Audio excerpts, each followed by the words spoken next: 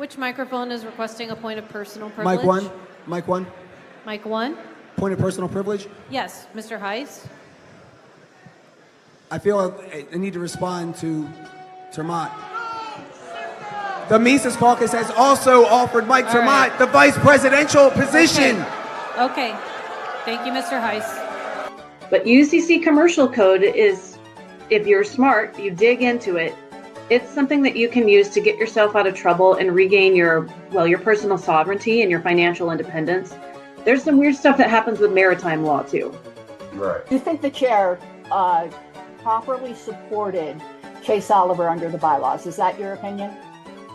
Yes, I think that is. Oh, yes. okay. Well, that's disqualifying. And so, the answer is take our fucking entire military and put them on our border and secure our border.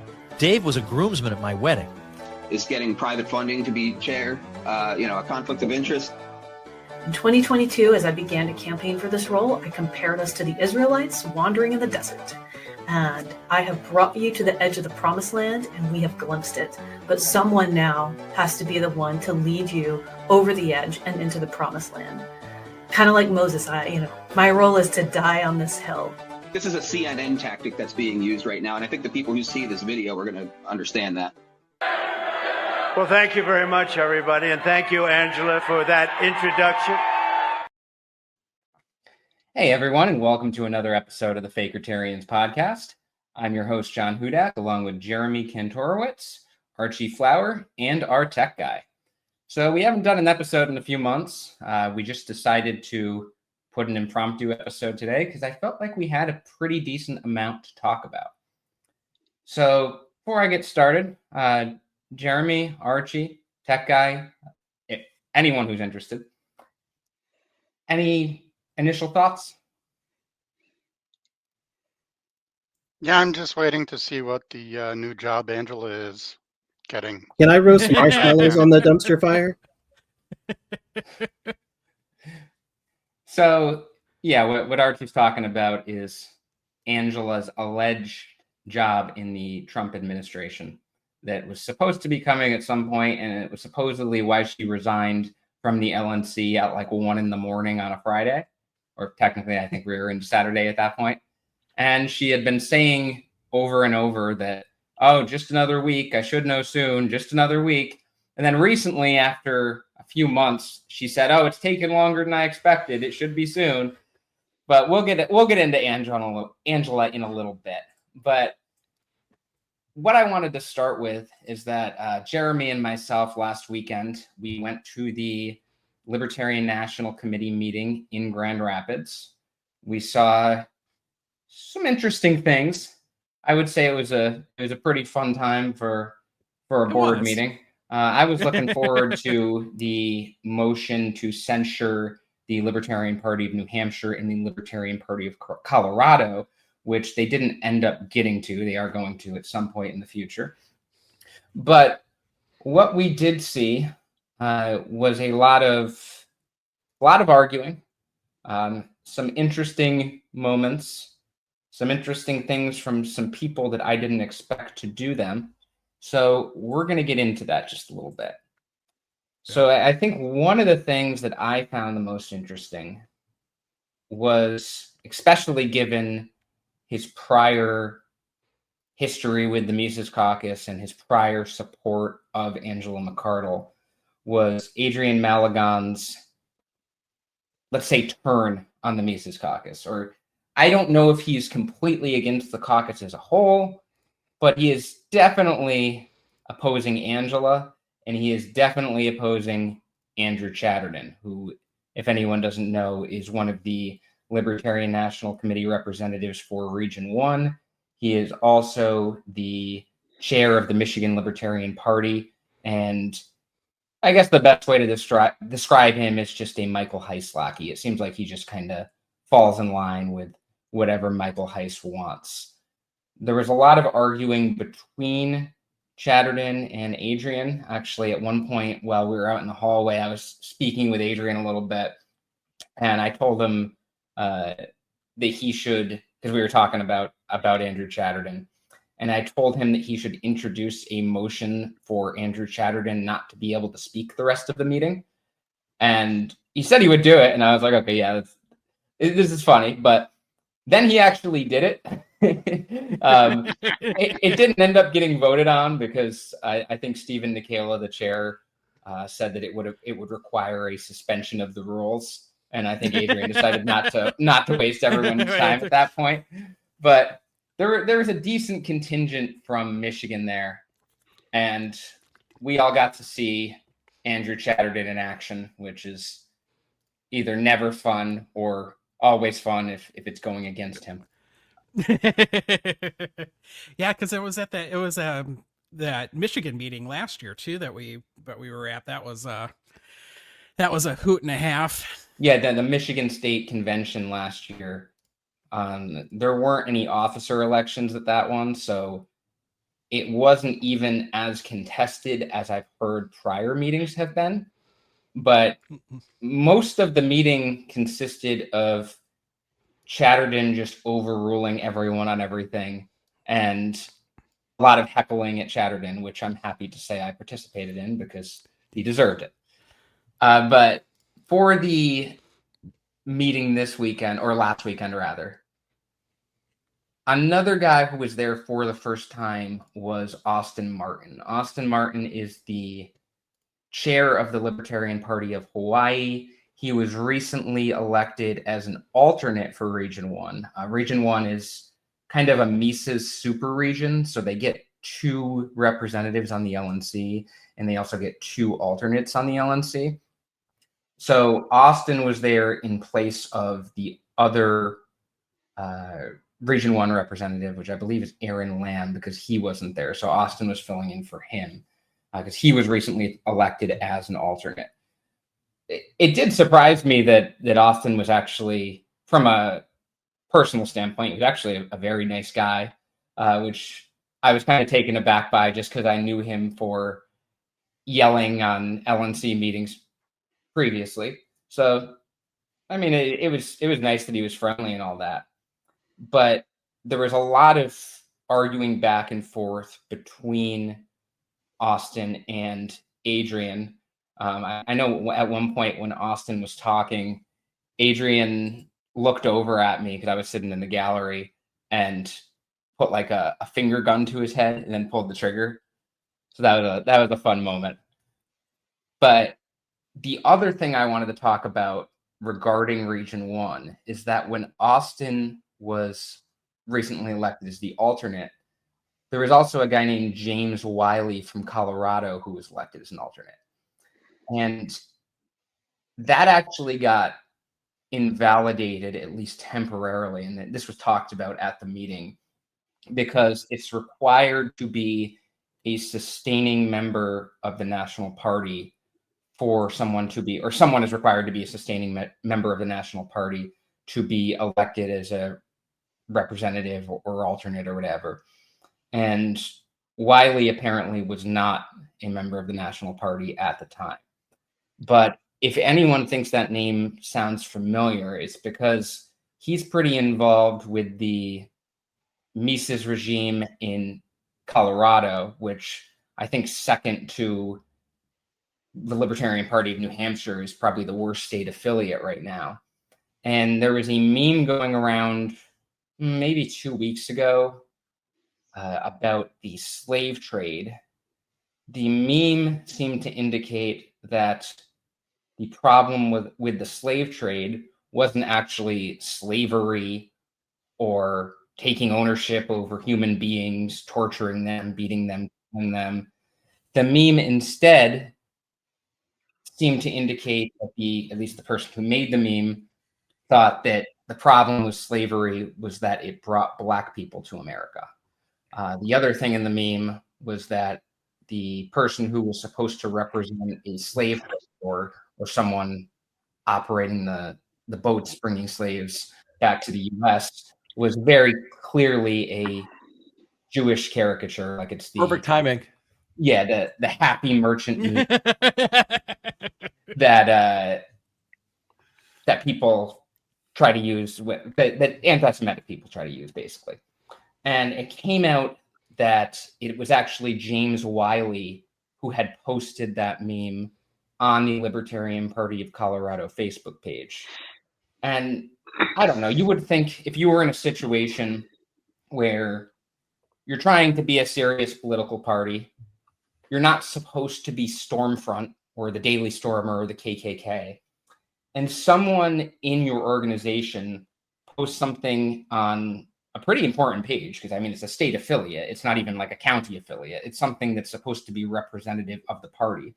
And if someone posts something that's wildly anti-Semitic, wildly racist, you would think you'd, at the very least, condemn that person. Or maybe I have, my standards are too high. You'd think that you would, at the very least, not elect that person to a position on the Libertarian National Committee. But it just so happens that James Wiley, the person I was talking about before, who posted the meme, was elected as an alternate to the Libertarian National Committee by Region 1. So that just kind of shows you how far this dysfunction really goes right now. Jeremy, do you want to weigh in at all? I know I've been monopolizing. I have a million things to talk about, but Yeah, no. I mean, yeah, no. You've kind of summed it up pretty good.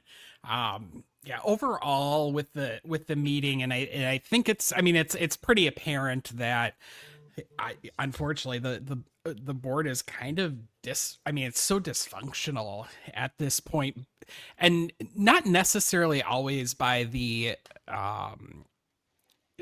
not because of who the board contains. I mean, yeah, but at the same time too, they've kneecapped themselves so much that it makes it hard to even get through and make decisions and stuff. And that's really all that, I mean, from what I gathered, really comes from, when they were a little bit more of a, rubber stamp for, whatever Mises wanted, and Angela wanted, now that phase is kind of over,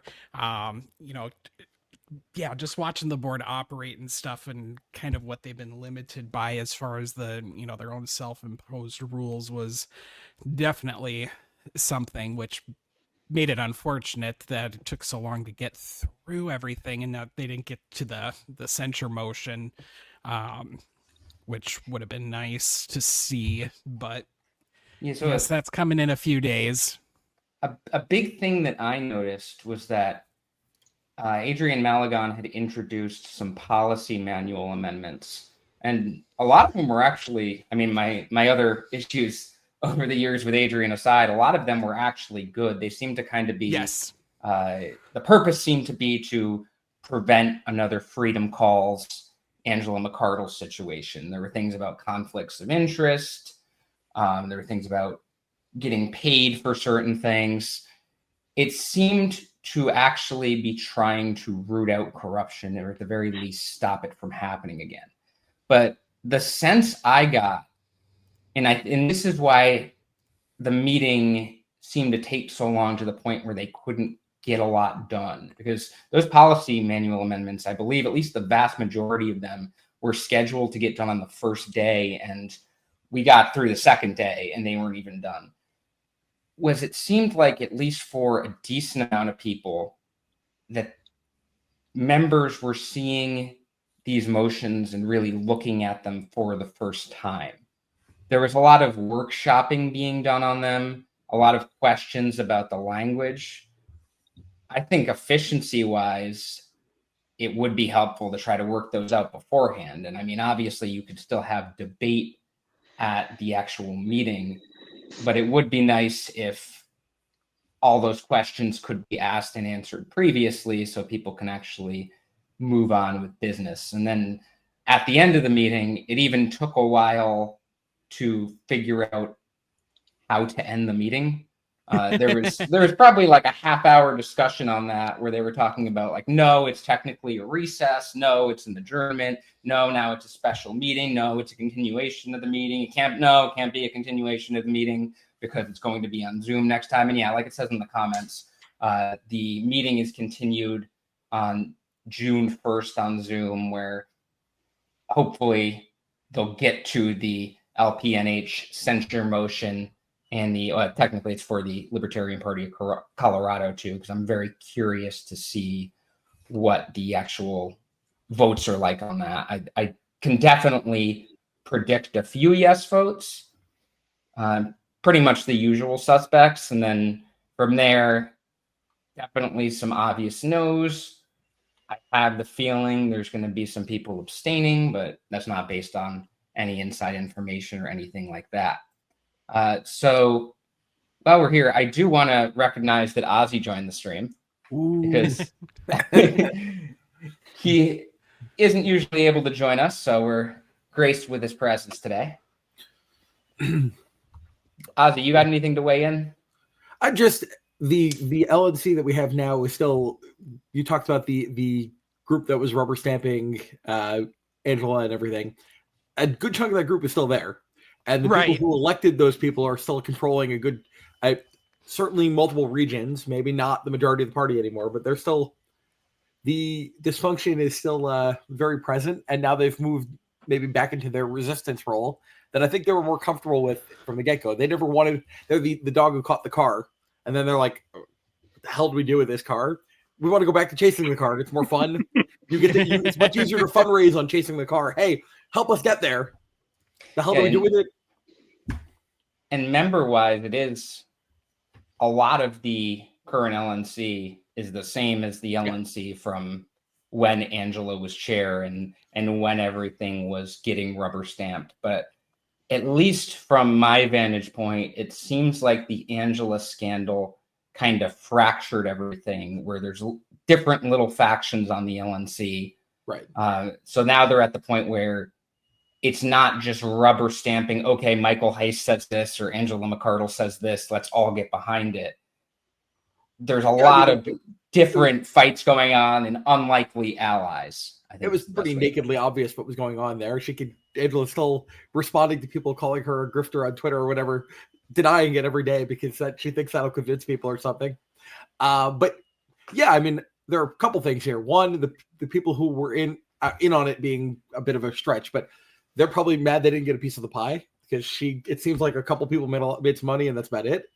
And also, I mean, yeah, it's obvious they could see it if they were able to play what I don't know won't hurt me for until now, play plausible deniability. They can't do that anymore, and they're not motivated to do that because the faction isn't anywhere near as strong as it was financially or members wise. Oh, exactly. Archie, you want a chance to weigh in? I think Ozzy's exactly right. They'd rather be bitching about Nick Sarwark wanting $75 an hour to do fundraising rather than defending why Heiss should get paid for not doing shit about fundraising. Much easier. No, I mean, you're not wrong there at all. Another thing that I wanted to touch on was that LPNH LPCO motion. As I actually kind of impromptu, I spoke at public comment in support of it, saying that I'm glad we've actually gotten to the point where a motion to censure has been introduced. This should have happened a long time ago. This is, even if it passed, which I don't think it's going to, I don't know exactly how everyone's going to vote, but if I had to guess, I don't think it's going to pass. But even if it passed, that would just be one small step towards actually fixing things. But I am at least glad that someone's trying at this point.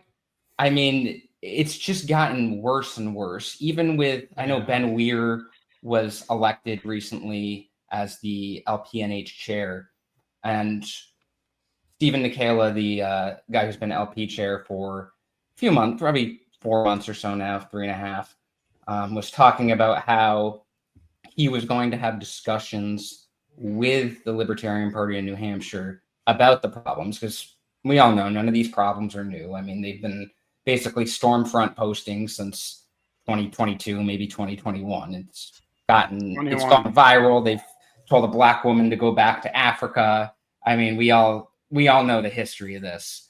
And just today, they were talking about how they want all white people or white men who don't like paying taxes to move to New Hampshire. Like, if you looked at their tweets and you just photoshopped them to make them look like there was a Stormfront logo on there and it said Stormfront, it wouldn't look out of place on like half of the things they're tweeting out lately. Like, they were talking about how, and this was all since Ben Weir was elected as chair, so it's not like the direction has changed at all.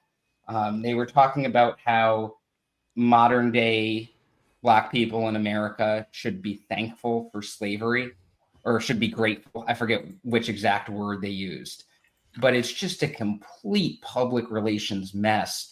And the idea that they wouldn't do something about it at this point, it's just insanity. Like, let me pose a little bit of a hypothetical here.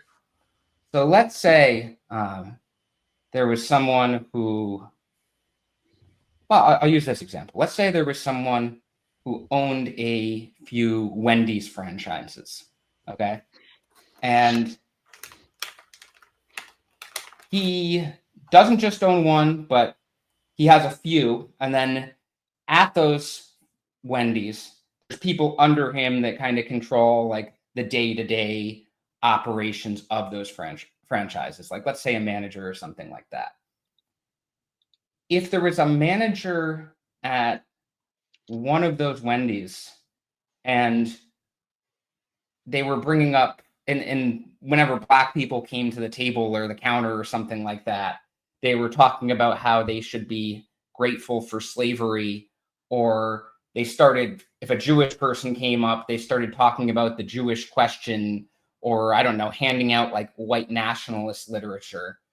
I would imagine that the Wendy's franchise owner would probably do something about it at that point, because that looks very bad on Wendy's if it seems like Wendy's, or even these few Wendy's, are endorsing Holocaust denial or white nationalism, anti-Semitism, whatever.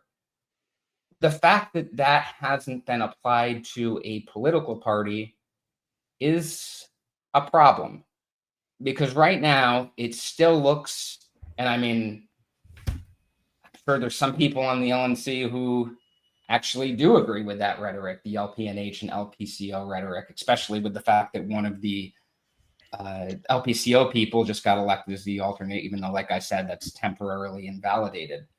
But by not doing anything to condone it, it makes it seem like they're okay with it. And whether they actually are, or whether they're just too worried to piss someone off, or too scared to do something about it, or what, that's the reality of the optics of it. And that kind of stuff is getting press coverage. Like, that's what's getting picked up by the media, is that it's making us look like we're a white supremacist organization. Yeah. I mean, there's also, there are two things there. For one, it's always been an issue, or at least as long as I've been paying attention, trying to run a party by committee the way it's done, the way that the LP is. You've got plenty of people who got elected to the LNC who don't know how to run any organization, and their qualifications were shitposting on Twitter or owning the libs or whatever. And even if they want to manage a party properly, they don't know what they're doing. They don't know how to move quickly. That's how these center motions, even if they go through, it's going to 3 months from now not practically impact the party in any way. Which maybe even if they had done it already, it may not have had an impact. Yeah, and I think some of that is not knowing what they're doing, and some of that is obstructionism. Like, the people who, they don't want to vote against it because then they don't want to say, hey, I agree with this stuff, but they're also not motivated to get the question called, so that they have to take a stand, because taking a stand means pissing people off that they don't want to piss off. And at this point, you have to piss some people off. You do, to be a functional organization, but they don't know how to be a functional organization and don't want to be a functional organization.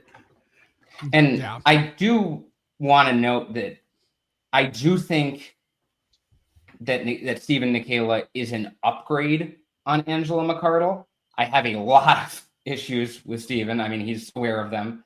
I think he's a nice guy and all that, but there's definitely some things he seems completely unwilling to do to actually try to fix this. I mean, He's the kind bar of was. He's kind of What the is that? example of what I was just talking about. That though, remember, was it the CEH vote? Which vote was it that he ran out on? And yeah, I think he had a legitimate reason, but he kind of engineered it in a way that he wouldn't have to be there to vote to take the tough stand because he didn't want to piss people off, but he also didn't want to let the behavior continue. I don't remember. Yeah, so that I actually remember that because when we published the documents that were called the Angela papers, there were text messages in there about that from Angela to someone. I forget who they were to, but it was the motion to remove Karen Ann back in, I think, 2020 or 2021.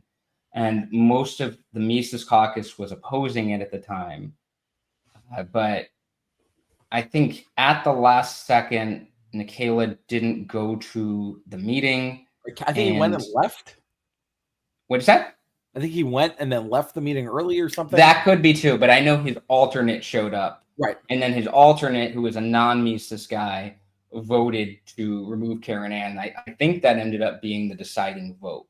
It was something like that. I don't remember exactly how it went down, but yeah, it was. Yeah, so there is that thing there. I mean, from a standpoint of where I want the party to be at, I would rather, I mean, it's easy for me to say that I would rather have Steven in there than have Angela in there, just because Angela basically made it minor league MAGA. She seemed to want to inflame the worst tensions possible. She wanted to get good libertarians out of the party, bring in the RFK people, I mean, pay her boyfriend, all that stuff. And I don't think, I wouldn't consider Steven malevolent, I think is the word there. No, and you're 100% right. He's better, but better than as bad as it possibly gets. It's still not even good. We're miles from good, from even whatever the threshold of okay is. We're not close to that. We're just at not a pile of crap. No, and I agree with you 100% on that. There have been some encouraging things I've seen the last few months, like Keith Thompson's tweet on LP National yesterday talking about how peaceful immigrants aren't criminals.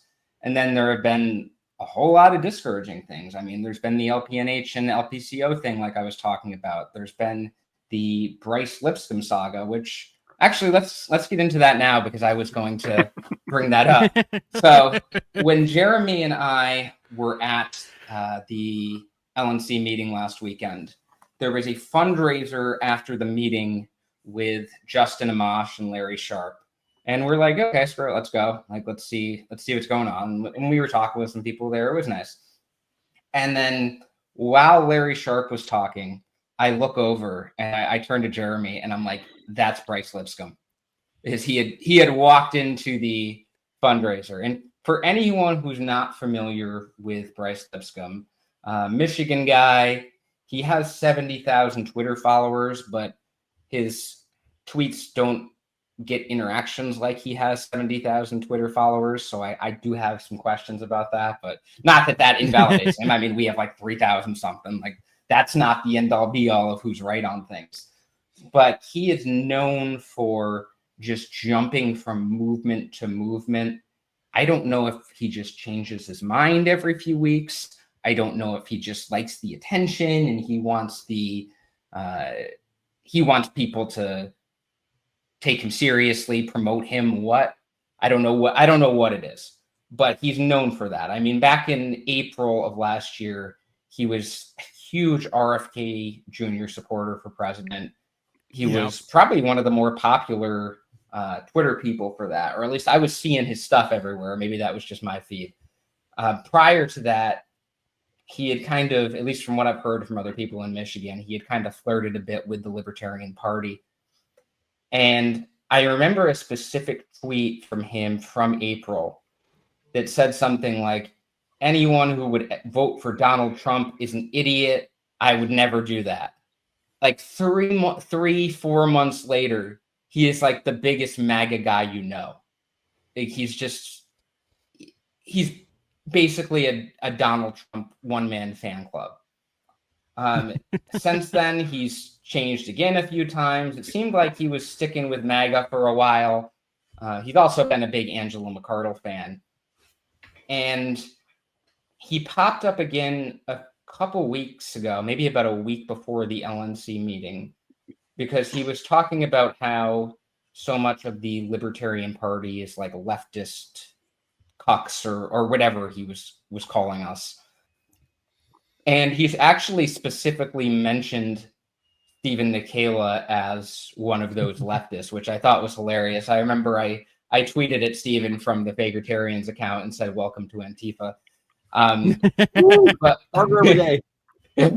But then apparently at the LNC meeting, because it was like a day or two after that this popped up, Bryce had been talking with Stephen, and Stephen had apparently offered him a position on the LP social media team, which was not a good decision. And I'll get into that a little bit. I want to pull up actually, Jeremy, do you think you could find it? My tweet from the other day, I think it was like Monday or Tuesday, where I was quote tweeting Stephen. I'll keep talking about it. Yeah, I'll pull it up take here. a look. Because I just want to give some examples of some of the things he said. But Bryce made a tweet about it. Stephen did, welcoming him to the LP social media team. And we quote tweeted it with some examples of some of Bryce's issues, saying that this is not a good idea. This guy was tweeting like 2 weeks ago about MAGA. I mean, I found some examples of him over the last few months where he was saying illegal or I call them undocumented immigrants, but he was saying illegal immigrants have no rights and that they don't deserve due process. I know he was I think he called the Libertarian Party of Louisiana gay a couple weeks ago. There's just a bunch of things like that. And even maybe like a month ago, he tweeted something about how he's not a libertarian. So just the idea that there'd be some MAGA guy the week before he's going at Libertarian Party people saying they're terrible. I don't see why you would add him to the Libertarian Party social media team within a week. I totally get the idea of redemption arcs, and I'm all for those, but you got to give somebody a little bit more than a week before you put them in charge of something. But right after we quote tweeted it, the Stephen Nikela post, that post was deleted. And I know Archie made a Facebook post tagging Stephen in it, being like, what exactly is going on here? And I remember commenting something like, well, I'm hoping the deletion signifies that he realized there's an issue and that Bryce isn't joining the social media team. But later that night and the next day, there were some posts from Bryce that were, I would say, kind of jumping off the page at me as obviously being from Bryce Lipscomb. There was one just out of the blue talking about how much they appreciate Dave Smith, which was ironic given that Dave had like 2 days later a debate where he was talking about how he's in favor of immigration restrictions. There was a random picture tweeted out with Ron Paul and Nicole Shanahan. And Nicole Shanahan was RFK Jr.'s running mate when RFK Jr. was running. So it was pretty obvious that was from Bryce. And Bryce confirmed that the Dave Smith tweet was him because he was bragging about his engagement and all of that. The day after that, it's at least from the timeline I've gathered, Bryce was removed. Now, Bryce said that the reason he was removed is because he chose to. He said he didn't like the reaction or the shit basically that people were giving Stephen, and that he decided to step away himself. But Stephen said that it was kind of a mutual decision, but ultimately that the authority was with Stephen on that. So I don't know exactly what happened. I don't know why Stephen would keep him on and let him keep tweeting for like a day and a half after deleting the post about him joining the social media team. That doesn't really make a whole lot of sense to me. You would think you'd at least kind of put a pause on that if there are issues you're trying to work out. It made it seem to me like the deletion was more of a cover-up at the time than actually dealing with the problem, even though the problem did get dealt with one way or another. But just the fact that that kind of thing is still happening, it makes me pessimistic there. And I'll let somebody else talk because I've been rambling again for a while. you just are so good with saying things. Yeah, no, I'm bringing it up here now. As far as, so I think it was, let me find the date. I think it was May 19th. Oh yeah. Okay. Oh yeah. So there was that one too, where I don't know if anyone knows my backstory with the Mises Caucus, but I was a member for a while years ago when it was starting, and I was in leadership for a bit. And I'd already resigned from leadership when this happened, but the last straw was Heiss defending this blatantly alt-right guy who was going off about how libertarians need to do more about race as it relates to criminality and IQ. And one of the things this alt-right guy said was that Europe is for Europeans, which is a very common white nationalist catchphrase. It's basically saying, like, these are our countries. You can't have people of color in them or anything like that. And there was a tweet from a few months ago from Bryce where he said Europe for Europeans. And I felt like I was having like a Vietnam flashback or something. Oh no, not again. Jeremy, have you found it anywhere? Let's see. Well, I'm in the. So I know, more or less. I think it was on the 19th, but I know Steven's post was deleted. I can see if I can try to find it in one of our chats. But I do want to hit on some of these just in case there's anyone who's not familiar with Bryce Lipscomb. I just want to kind of be able to illustrate why putting this guy on the social media team is a bigger red flag than you'd see at a Communist Party rally. While Jeremy's looking there, I'm finding examples, just us pointing it out. Steven's response after it blew over and it seemed like he'd been removed or removed himself, whatever happened at the end. We got different versions from Bryce and from Steven. Fine. Yeah. His response was basically like, "Hey, I met this guy. He was really nice, and he has followers on Twitter. I don't know anything about Twitter. I'm barely on it, so I just let him go." And my response, this goes back to what we were saying before. That's not how a competent organization is run. You don't just say, "Hey, this guy's cool. I'm going to put him in charge of Twitter."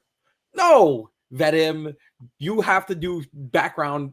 Certainly more than a couple hours background, but seems like he did zero background. And then almost immediately we found, oh, I'm not a libertarian, and everything worse beyond that. But that's like you could have spent 2 seconds looking, you would have found this and go, okay, maybe I don't want to put this guy in charge. And either it's incompetence, it's probably incompetence.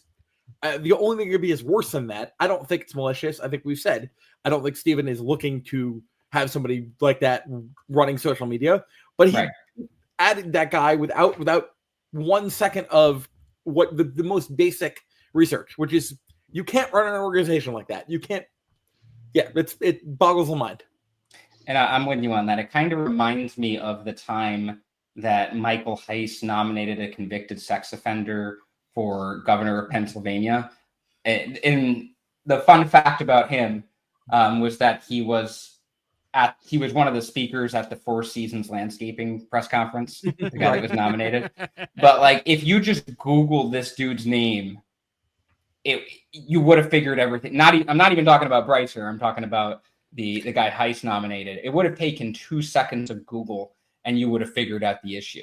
But, and then they acted really mad when people Googled him. It's like, yeah, you should have Googled him. Right. Or Jeremy, you did Google him and figured nobody else would, which is just as bad. No, I know. Jeremy, if you could pull up go through each of these screenshots just so we can show people a little bit. For me, with Nikela, how many Wendy's does he run? Quite a few. Yeah. How long has he been on the LNC? Since 2016. He's not a green thumb. He's been around. Right. He's run large organizations, apparently with some competence, because he's still running those Wendy's. So just handing someone the Twitter keys, it's a completely bungle-headed decision to do for a newbie, but he's not a newbie. So like, I don't cut him any slack there, to be honest. Yeah. I mean, and that's totally fair. Like, the fact is too that it wasn't like Steven was completely unfamiliar with Bryce, because like I said before, the guy was tweeting at Steven a few weeks, maybe even like a week before the LNC meeting, calling him a leftist and stuff like that. Like, there had to at least be some familiarity. And that tweet was since, oh yeah, there's the tweet. So this is the one, it's, let me see how many days that was before the meeting. That was almost 5, 2 6, weeks. so yeah, 2 weeks. Yeah, almost 2 weeks before the meeting, where Bryce Lipscomb is promoting the Libertarian Party of Colorado, the Mises Caucus, Libertarian Party of New Hampshire, which is basically Stormfront Light, and saying that Stephen Nikela and Mike Termott are left libertarians, which I don't know. That's hilarious. What even are words at this point? Mike Termott, the cop, known left libertarian. You know? Did he wear like a defund the police name tag on his uniform when he was a cop, or I don't know. But since then, or actually, yeah, let's keep going through these. So this is actually the meme I was describing before about that James Wiley posted, who was momentarily elected to the LNC and probably will be again as an alternate, the anti-Semitic racist one. And the Libertarian Party of Louisiana did what the National Libertarian Party should actually be doing, and made it clear that what is being tweeted out or posted from these, let's say, assholes, isn't representative, or at least should not be representative, of the rest of us. So the Libertarian Party of Louisiana was doing what the National Libertarian Party should be doing. And in response to that, Bryce Lipscomb said, and I quote, "This bitching is anti-libertarian. Stop being gay." This was a week and a half before he was added to the social media team. And I know Stephen is aware of the issues with the Libertarian Party of New Hampshire. He has called out the Libertarian Party of Colorado for the time that, I think it was a few weeks ago, where someone was messaging the Libertarian Party of Colorado on Facebook, and the chair of the Libertarian Party of Colorado messaged them back, calling them gay slurs. Stephen did call him out for that. So, I mean, Stephen knows that there are, regardless of what he thinks of the extent of the issue or what should be done about it, he knows that there are issues with bigotry in the Libertarian Party. And to add to that issue by adding someone to the social media team who was promoting the problem a week and a half ago just seems wrong. I mean, it's not sound decision making.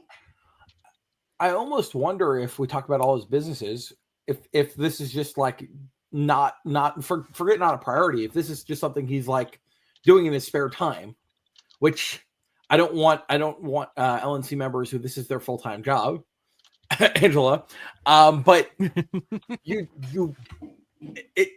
trying to run the third. Well, I think they're still the third largest party. I don't know. You have to have some. You have to have some commitment level, and that means the time and energy to do things like basic vetting and not just sure. Yeah, you sound good. Yeah, Here, I'm gonna go think join a meeting for a weekend. Yeah, there has to be some level of commitment. I would imagine there's some people on the LNC doing that. As far as Steven goes, it's my understanding that he actually is putting in a whole lot of hours into this. It but, could be, but that yeah. No, example but makes it seem like he's not. what I was going to say that even if he's working on other stuff, which I think he's, from what I've heard through the grapevine, I do think he's working hard on some membership drives and fundraising and all that stuff. But even if he's too busy, which one person cannot do everything, obviously, especially since it's an unpaid job and you have other things to do, put someone in charge of the social media that you can delegate things to, and then they can look into the issue and see whether a person should be on the social media team or whether they're Bryce Lipscomb. Given the cuts in staff, the ridiculously massive cuts in staff, do they even have an executive director these days? There is an executive director. I heard all praise from the members for her. I mean, I don't know her well, and so I can't really comment on anything there. But I know when they were, because they were talking about the report that leaked out that was commissioned, I think, by Steve, and I think he set that up where they brought in like an outside consultant to talk about how things were going organization-wise and what the issues were. And at the meeting, that consultant says that the executive director is working very hard, and so it sounds like she is to me. I don't have any reason to believe otherwise, but staff is so bare bones that I mean, and you can't increase the staff unless you actually make money, and donations And they're are down to what, in the toilet. $60K a month? Yeah, my understanding is that besides the Kennedy Joint Fundraising Committee money, which I was told, it was said at the LNC meeting that is now ended. There's not going to be any more coming in. That they were at $60K a month, and I think it was Joe Bishop Henchman a couple months ago. Maybe it was. I think it was on one of our streams actually, who said, Jeremy, was the number like 150, 200, something like that? That I'm about to it was either. Yeah, it was I either. want to say it was 200. Yeah, so he said that went below 200, whatever the number was, whether it was 200, 150, an emergency. Yeah, he said that would be like code red if that's what they were making in a month when he was chair. And they're making, I mean, if the number's 200 and it's 60K coming in, that's not even a third of that number. So that is just completely in the toilet. I mean, what's the budget now? The budget was what, $1.5 million or something? I don't remember the exact number, but you're not funding that at 90K a month. That's 60K a month. You're not even close. No, exactly. You're not even halfway there. Right. And I mean, I feel like a good portion of the money they've brought in was because of this whole RFK Joint Fundraising Committee. But you also got to wonder how much the RFK Joint Fundraising Committee stopped people from wanting to be involved and donate in the future. Because I'm not going to want to donate to a party that's supporting a completely different candidate instead of their own candidate and propping them up. I mean, Angela all but wore a MAGA hat during the campaign. So that whole thing is, I mean, why do you think donations are not coming in? I know, and there was a stat that I thought was kind of staggering at the LNC meeting, and I'd be curious on hearing historical data on this, but this just kind of stuck out to me as, whoa. I know for some people who become lifetime members, they do it so that they just don't have to pay dues anymore. I mean, obviously they support the organization too, but they hit that $1,500 number and they're like, okay, I'm not going to pay anything else in, like can't afford it or whatever. And that's, I'm sure there's a decent amount of lifetime members that are like that. But I'm also sure that there's a decent amount of lifetime members that have donated that much because they really care about the party and previously had been donating a lot. Like I know there are big name donors who have stepped away. It was said, I wish I had the report in front of me. Jeremy, do you know if you can find it? Because I think it was for the past year, if I'm remembering right. But it was that 87.5% of lifetime members have not donated. I believe it was for the past year. I want to verify that. But that just stuck out to me like, whoa. Because those are your biggest supporters right there. Those are people who gave so much money to the organization that they got a lifetime membership. And the fact that they haven't, people change their political views, people go through tough times financially. Like there's other reasons that people wouldn't be able to donate, but 87.5% not donating, I think that signifies some kind of organizational issue. Yeah. Let's see. I can't find it in the reporting unless. Oh, actually, maybe it was here. It might have been the executive director report. Right. Yeah, that's what I'm looking at right now. Should I start reading the Titanoboa Wikipedia page while we're waiting? Just for old time's sake? Yeah, fill that dead air. So we got a comment from Craig Little. Angela is a failure. There we go. Heist is a failure, and the takeover was a failure. No disagreement there. Actually, and I'll let you go in a second, Jeremy, but I wanted to bring up when I did public comment at the LNC meeting, and I was just completely ad-libbing it. I actually, I was hoping we'd be able to do public comment again the next day because I had something really prepped that I'm hoping to say at the June 1st meeting. But I was just kind of speaking from the cuff there, like last minute, and yeah, I'll do public comment. And I was able to quote Angela McArdle in my public comment because I was talking about how there's problems with the party. And I said something like, Angela McArdle once said, the takeover is turning into a disaster.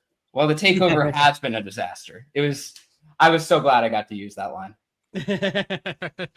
But what was the goal of the takeover? If the goal was to actually take over the party, then yes, it was a disaster. If the goal was to destroy the party, as has been long speculated, that I don't think that was a disaster then.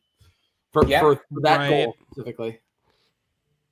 So yeah, we do have Jeremy Kaufman that tweeted something like, my goals aren't necessarily your goals or something like that. I remember that. That was years ago. Yeah, that was a while back. So we have the report pulled up. This was from the, I believe, executive director report from the LNC meeting. And yeah, it says 87.5% of lifetime members. And I assume that's probably living lifetime members. I would imagine they would take them off the rolls. You would hope at some point. But it says 87.5% of lifetime members have given no donations to the party in the last year. And in the last year includes a presidential election. So that's the time you think you're really going to be getting a lot of money. Right. Only 4.5% have done a recurring donation and 8% have donated once. Now, it doesn't say what the actual number is there, but not great. I think the Mises Caucus leadership tried to reach out to Elon's people to get Doge to do the filtering for them to take off the dead people, but it didn't go anywhere. Yeah, let's see, they've got 3267 lifetime members, so that means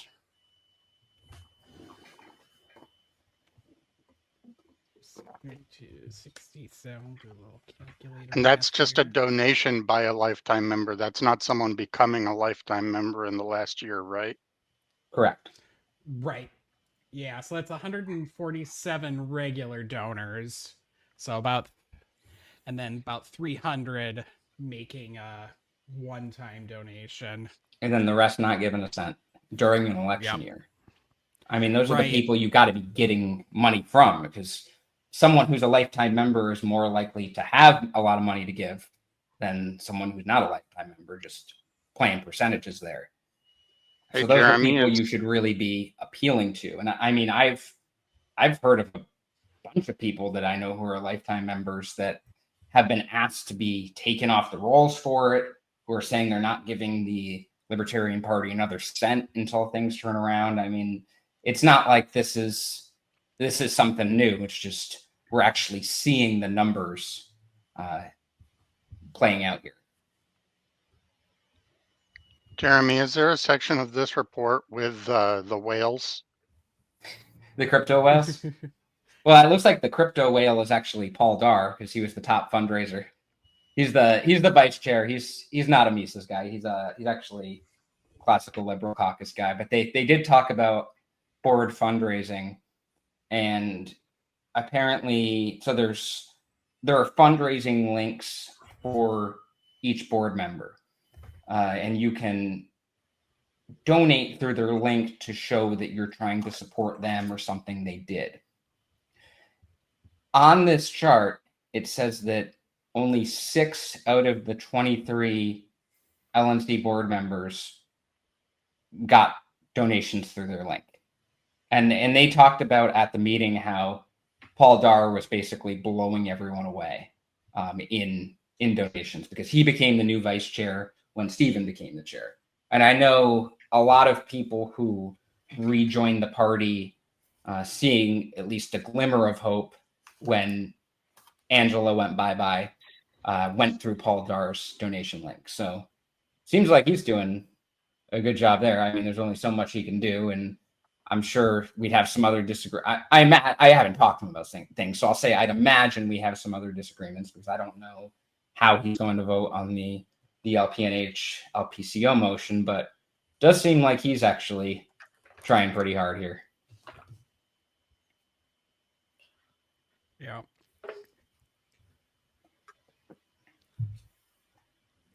Okay, so that is the executive director report.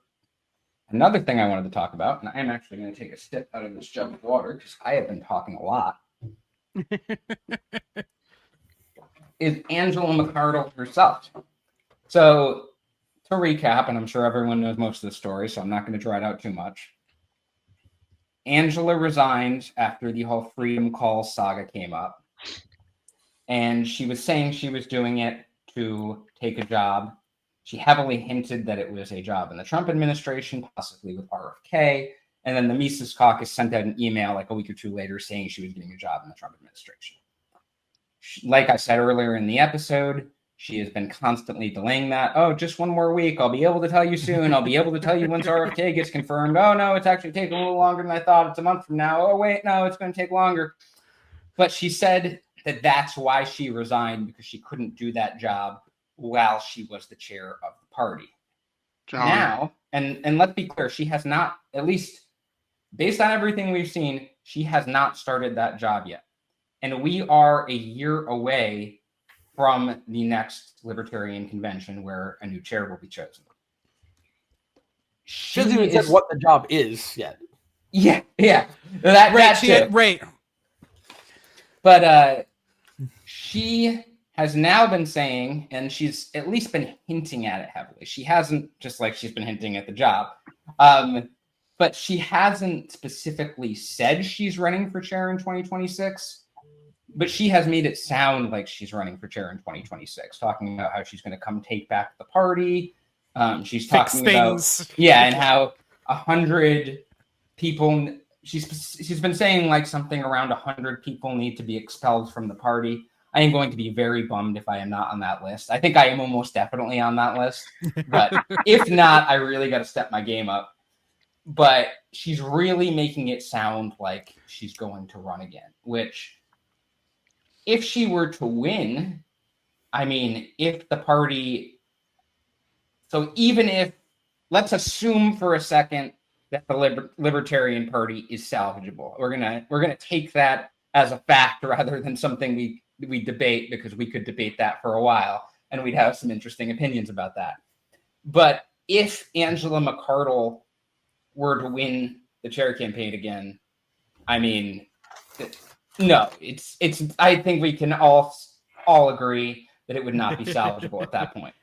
But I would say that, and if anyone doesn't know, I am running for chair in 2026. I've talked about that. I want to be a loud anti-Mises voice, regardless of whether I get one vote or all of them. I don't expect to get all of them, but I'm going to say what I think needs to happen to actually try to get this party back on track. Actually advocate for some drastic action instead of just pussyfooting around. But if I have the opportunity to be on the debate stage with Angela at the national convention, I'm going to have a very fun time. So I would say, even if you don't, and if there's anyone here who ends up being a delegate, even if you don't end up ultimately voting for me, if there's anything like in previous conventions where there's tokens to get into debate, please think about me a little bit, because I would definitely have some things to say there. I want you to at least get more tokens than Matt Keenel did. And he got in, and honestly, like, look what Matt, his million problems aside, look what he was able to do in that campaign. He got Josh Smith completely off track. He basically occupied him, and then Nick Sarwark was able to just waltz into a landslide victory because Josh was so focused on Matt that I don't think he ended up running an effective campaign because of that. So Matt got him off track. Great. So These people are very easy to distract. What do you say? They're very easy to distract. It doesn't Yeah. take So long. if you want someone who can do that to Angela or Michael Heiss if he runs, or whoever the Mises Caucus, if it exists at that point, ends up putting up, I think I can help you out with that a little bit. Maybe they'll bring Josh Smith back. Run him what, a fourth time? I actually No, that would be fifth, wouldn't it? I think when I announced, I actually messaged him saying that he should run against me for old time's sake, and I don't think he's going to. What does he do? We haven't heard from him in a while. Josh is going to be running for Senate in Iowa as a Republican. He's primary. Oh, I remember this. Right, you're right. Is it Joni Ernst? I think it is. Yep, Joni Ernst. Yeah, I think he's primarying her. He's trying to appear, which he is at this point, to the right of her, and kind of do the. I think he's kind of gone full MAGA. I mean, we all kind of saw that coming. Not to, be gloom and doom, but MTG is, in Congress, and other really bad people are in Congress that have, roughly the same level of intellect as Mr. Smith. So hypothetically, he could actually get in there if he gets MAGA support. Yeah, but none of them are. I shouldn't say none of them are senators, but a candidacy like that for a Senate seat is a bit of a different ballgame. Not saying it's impossible. We've clearly seen nothing's impossible. But just saying, stranger things have happened. Is all I'm saying. Have happened, but I think we're safe to say he's going to get about 0.2% in that primary. I'm sure no Republican voters in Iowa have a clue who he is. If it's up to what the work he puts in, yes, absolutely. Right.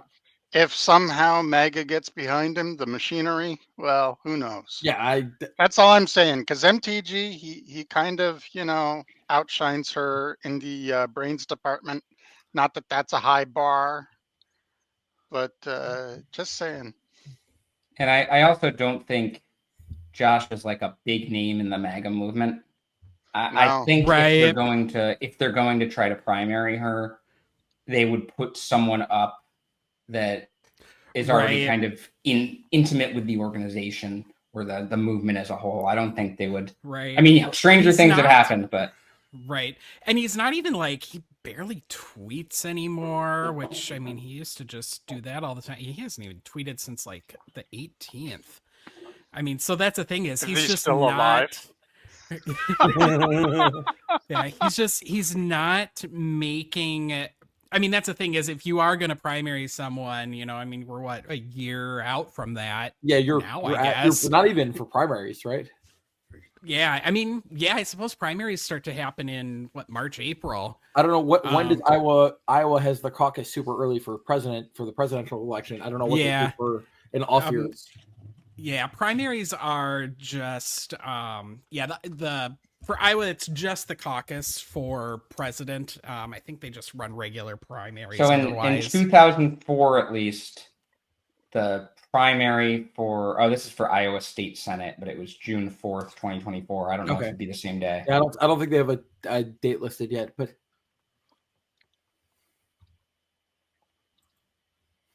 But yeah, I mean, I don't. Yeah, we're a year out from it. If you're gonna try to primary someone and you're more or less an unknown name, you definitely got to be out there making a lot more noise than than Josh is. I mean, he does have a website, but it just links to his Twitter account and says a website's coming. He's just breaking the cycle. So Another, yeah, it's No, he's continuing the cycle of grifting. another thing I wanted to talk about today, and I'm not going to name names here, but just a worry I've been having. Even, let's say Mises doesn't win the next chair election, which I think is pretty likely. I think they're so fractured at this point, monetarily and even faction-wise, that I think it's going to be hard for, as long as they put up a hardliner, it's going to be hard for them to win the chair election in 2026. My worry here, and I've seen this from people that I do think they're well-intentioned people. I think sometimes there's a little bit of naivety with some of them, but I'm worried that the message coming from whoever takes over in 2026 is going to be, okay, let's unite, let's put the past behind us. And with the caveat that I do think a good portion of the libertarian movement does need to unite. Like I think it would be great if, and I'm dating myself here back to when there were actually different caucuses in the LP rather than just Mises versus anti-Mises. But I think that radicals, pragmatists, libsocs, whoever should be working together for common goals. Now, the problem is, I don't think that the Mises caucus wants the party to go in the same direction as the actual libertarians. And when I say the Mises caucus, I don't mean every single Mises caucus member. I've been a Mises caucus member. Archie had been a Mises caucus member. People join for good reasons sometimes, and they end up leaving. But I'm talking about, let's say, the cancerous aspects of the Mises caucus, the upper level people. Angela McArdle, Michael Heiss, Andrew Chatterton, those types. I don't think they want the same things as the other factions. I'm worried that if we get to the point where everything is about unity, what's going to happen is that people like Heiss are going to be welcomed back into Libertarian Party circles, or even people who are big fans of Heiss, who still want the same vision as Heiss, people who support Trump, people who support mass deportations like Dave Smith said he did the other day.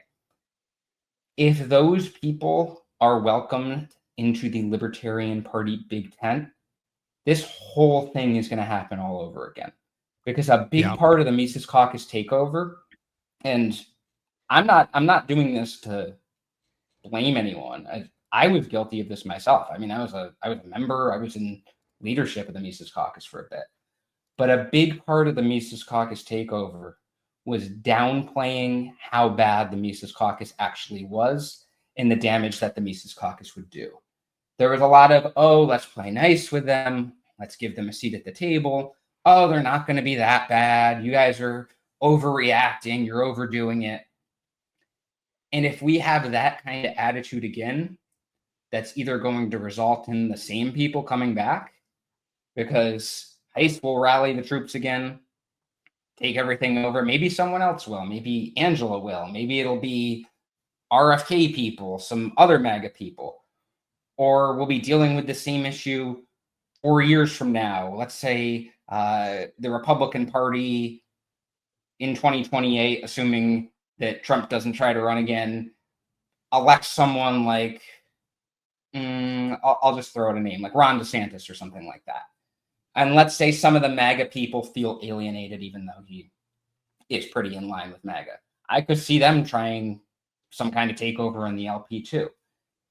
My point is that if we don't learn from what happened before, both in remedying those past mistakes and in putting in some structural changes to make sure that they don't happen again, this is just going to be an endless loop.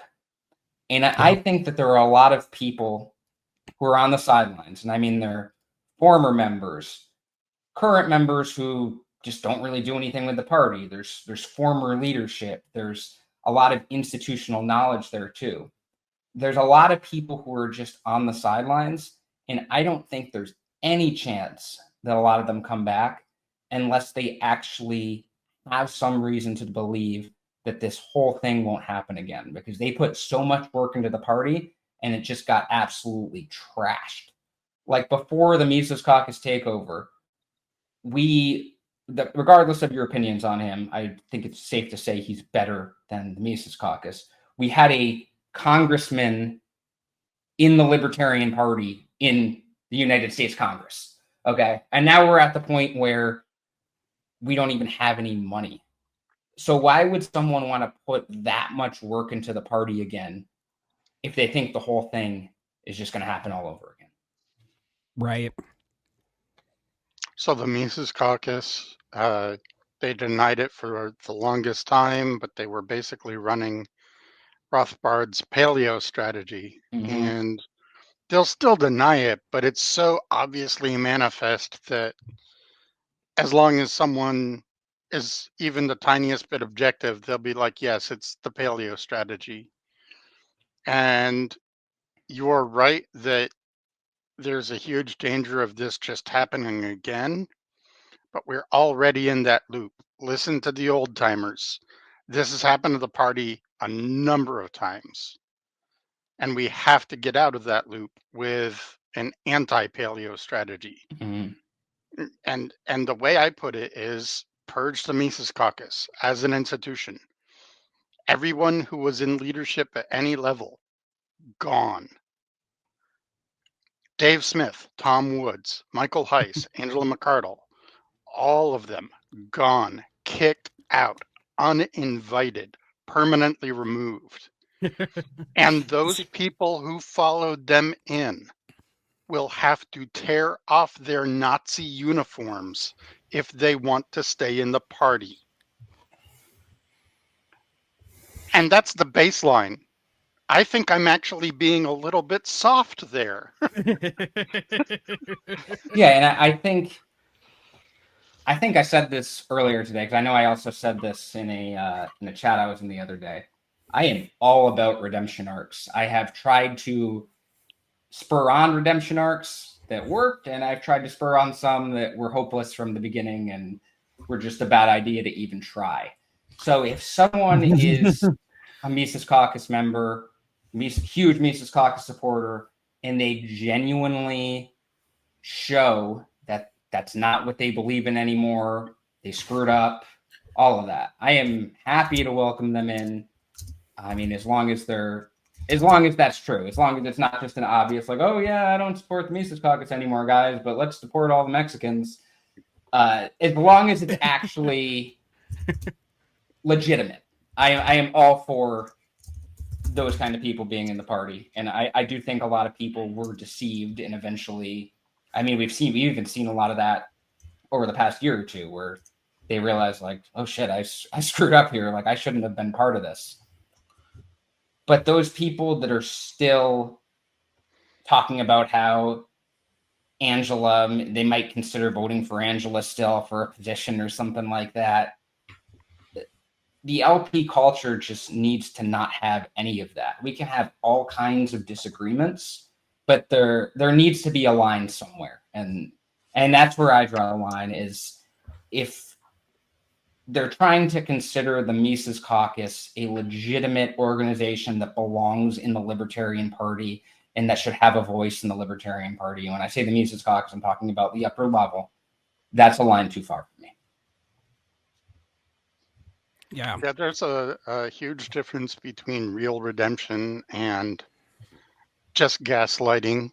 Yeah. And it's the same as with, a genuine apology or not. And you can tell, look the person in the eyes and tell if there's actual remorse and whether or not they actually realize they screwed up and realize that they want to make things right and change. Right. And their behavior will change. Redemption is, pardon? Their behavior will change if they're Yes, genuine. their behavior will change. They will stop demanding that there should be a seat for Angela to come back, and they will start saying, okay, my bad. How do you define libertarian? Give me some books to read. Yeah.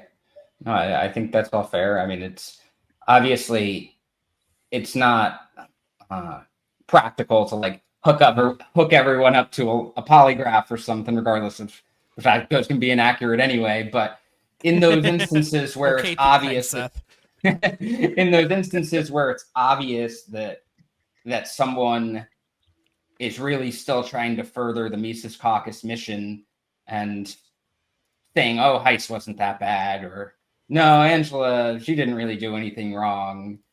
I don't really want someone like that in the party. The genuine people are not going to go on Twitter the next day and call somebody a leftist cuck. That's just that. Right. The people doing that are obviously not genuine. They're doing it to keep themselves in a position or to not get backlash. They're clearly not genuine, and you see it all the time. Oh yeah, I'm friendly, whatever. No, you're not. You don't act like it. You're just trying to err to the side of the group that's on the upswing, or whatever you want to call it. I don't know if there's a group anymore. There's no caucus now. If they remain a fellow traveler with Angela, right, or other Mises Caucus leadership, yeah, then that is just, it's too far at that point. I mean, some kind of action, and I've been brainstorming on this too. I haven't come up with the perfect answer yet, but I do want to have some things I can propose about actual organizational changes. But there does need to be a cultural change too, where people see how big of an issue this was. And like Archie was talking about, this thing with the paleo strategy has gone back decades. So it's not like this hasn't been lurking in the shadows the entire time. I mean, it's been there with the Ron Paul newsletters. It's been there with Hans Hermann Hoppe pandering to people like Richard Spencer and inviting Jared Taylor to come speak. I mean, it's always been there in the background. It's just Chris this Cantwell. time. Yeah, Chris Cantwell, exactly. And Chris Cantwell used to be Invictus. Yeah. I mean, there's so many different Stefan Molyneux. There's so many different names that the Mises Caucus channeled a lot of energy into it, but it's always been hanging around, and it's been hanging around because people have let it hang around.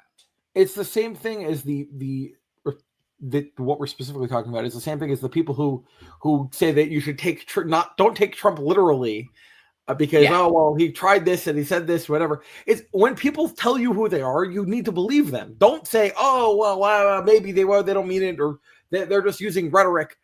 If somebody says I'm a piece of crap, don't say, well, he's not really, because he really means. Just take their word for it. Believe them.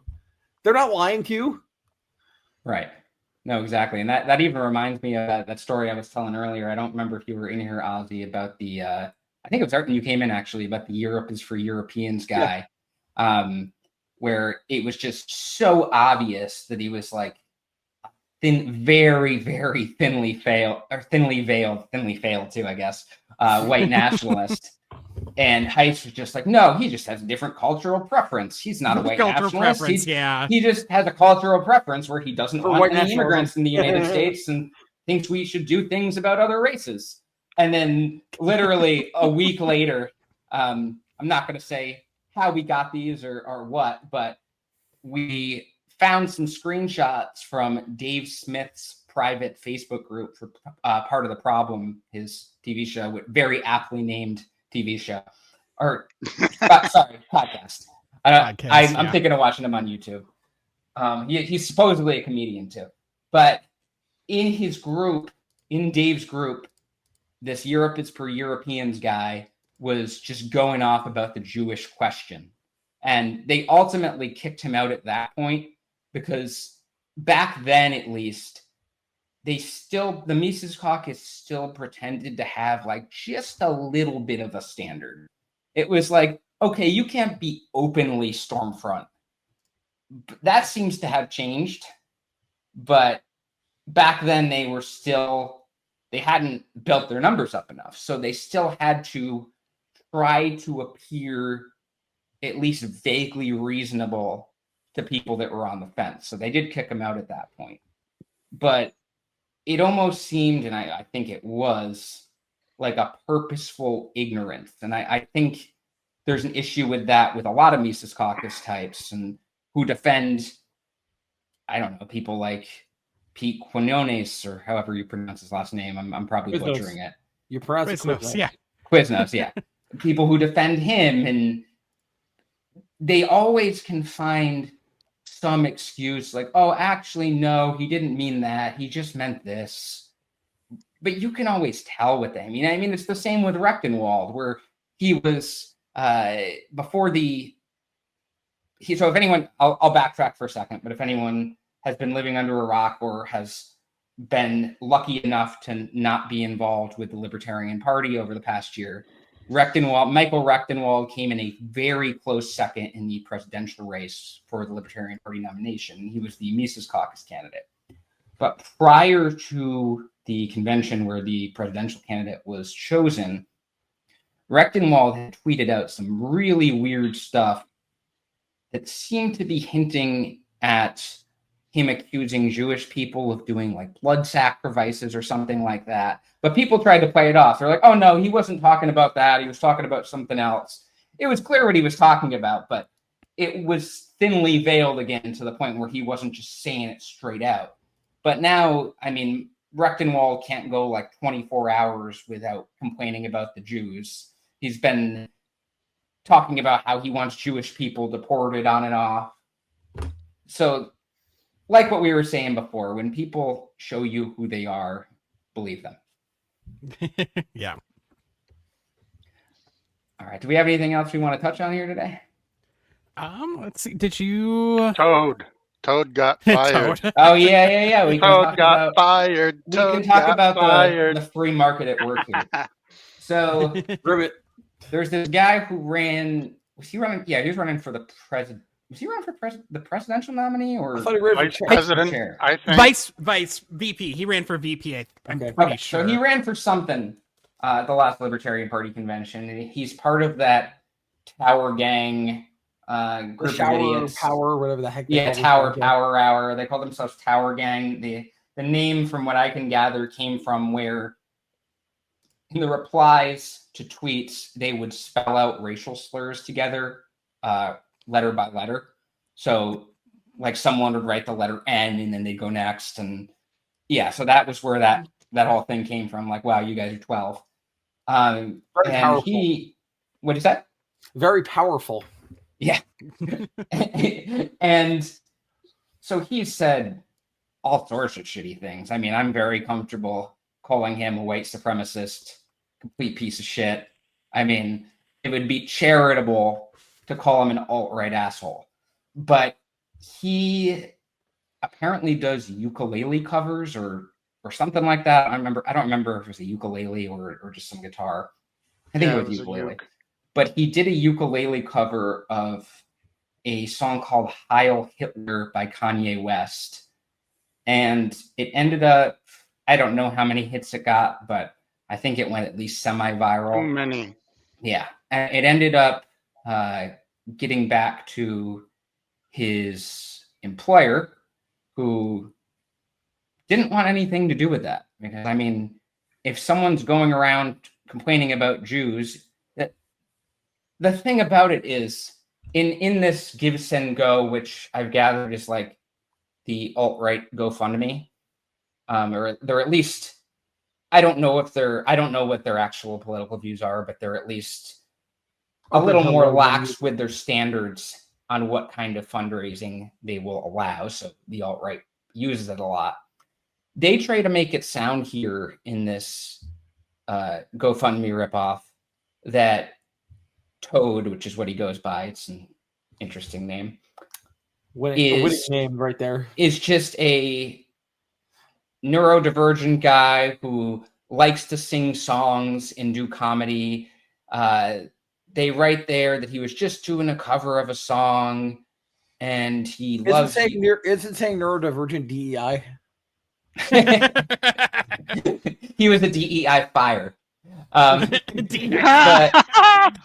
they write in the, or whoever made it, whether it was Toad or again whoever made it, wrote he didn't ask for a culture war. He just wanted to play his ukulele and share some music online.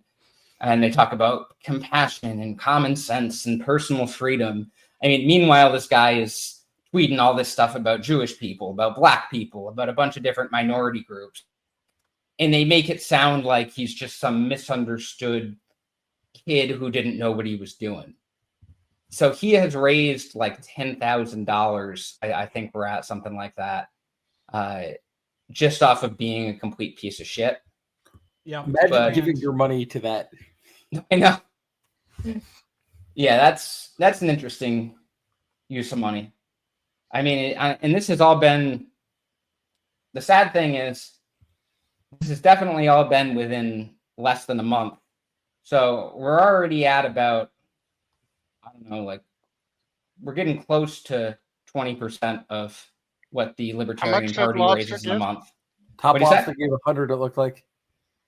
Oh, who was that? Top Lobster. Oh yeah, that's another one of the Tower Gang shitheads. Yeah, he's one of the it worst. Actually, yeah, it very, very much reminds me of this thing that I saw or in an older tweet. And while you're looking for that, I actually, just so people know what they're dealing with Toad, that he's not just some misunderstood guy, I want to pull some tweets up that I found on my phone. So you guys hold down the fort for a second. I have to scroll through all these Bryce Lipscomb screenshots for a second. But I mean, yeah, but it's so funny when it's. I mean, it literally, yeah, do right thing. I mean, not that he committed a crime by doing this cover of a song, but yeah, just the way that they always go about describing it, just so innocently, and it's like you covered a song called Heil Hitler. Yeah, and let's say keeping your job. I'm Andy sorry. did the Sig Heil at the end. Oh, geez, yeah. I didn't even see that. Luckily, I was spared from watching that. I've watched enough alt-right bullshit in my life. Yeah, you're lucky you have brain cells left. And I just want to say, if Toad watches this in the future, because I doubt he's watching live, but Toad, this might not be what you think it is. All it is an innocent Roman numeral number 1. Actually, it's not. Go fuck yourself, Toad. I'm glad you got fired. I'm glad you got fired. And as a public service announcement for everyone listening, you can report that Give, Send, Go, because that does violate their terms of service if you read it. Because everything in his description is all innocent, as Jeremy pointed out. But if you look at his Twitter feed, he's one of the most racist, vile pieces of shit ever. And so, I did report it. I hope it gets pulled, Toad. So, like I said, I had some examples, and these are all from the last 2 months, just so he can't be like, oh, I've changed since then. Here is April 16th this year.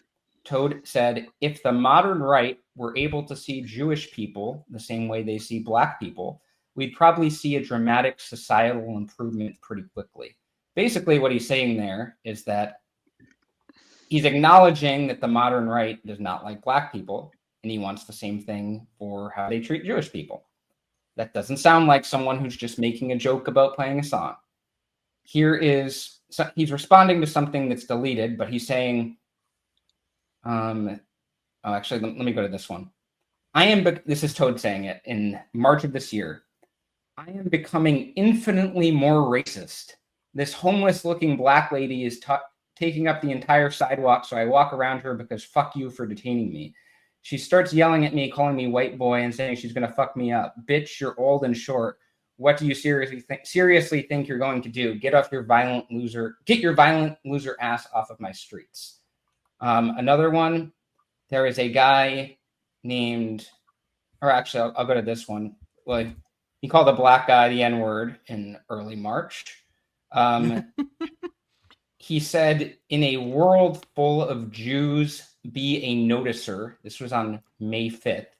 And the noticer thing, it's a very common alt-right trope where they say they're noticing that the world is run by Jewish people or something like that.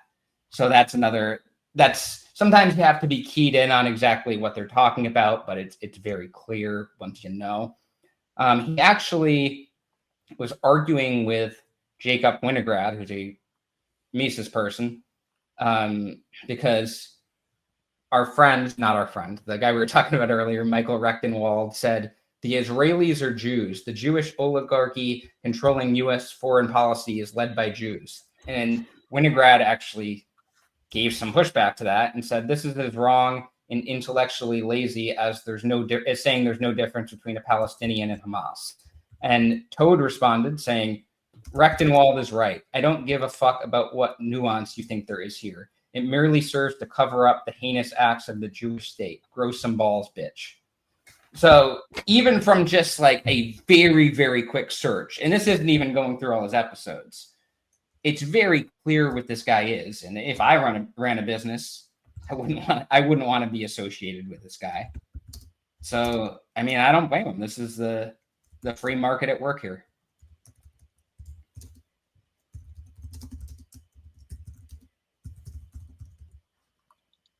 Any thoughts, or we just have dead air?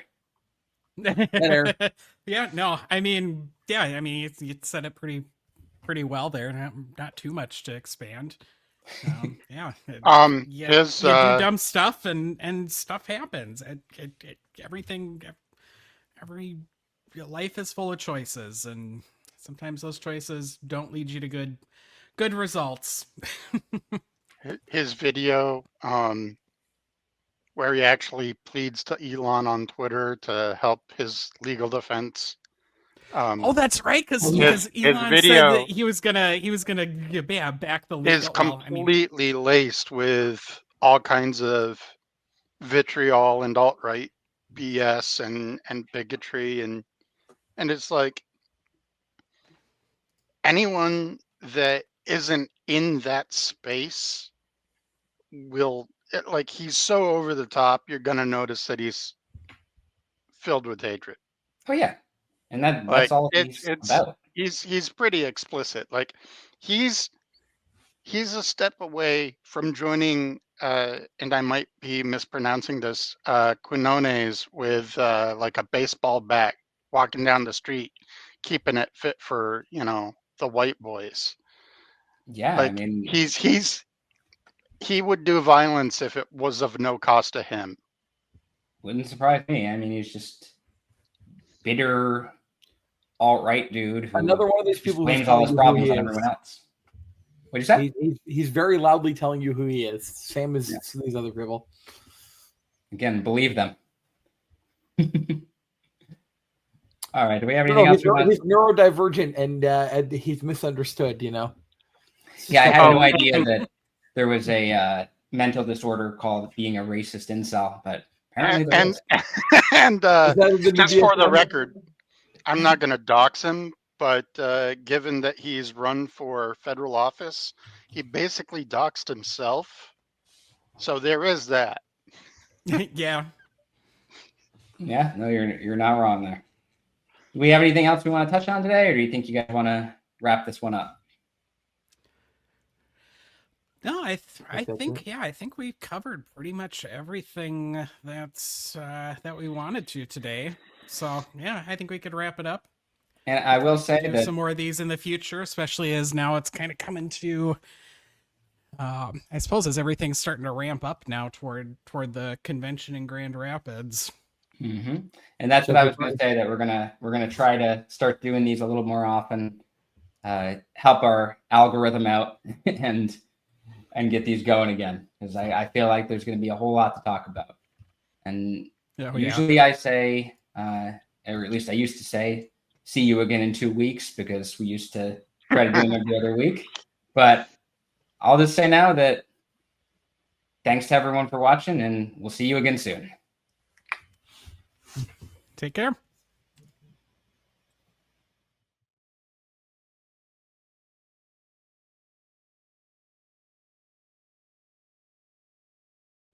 Buy shirt, get money. No, other way. We get money. You send money, we get shirt.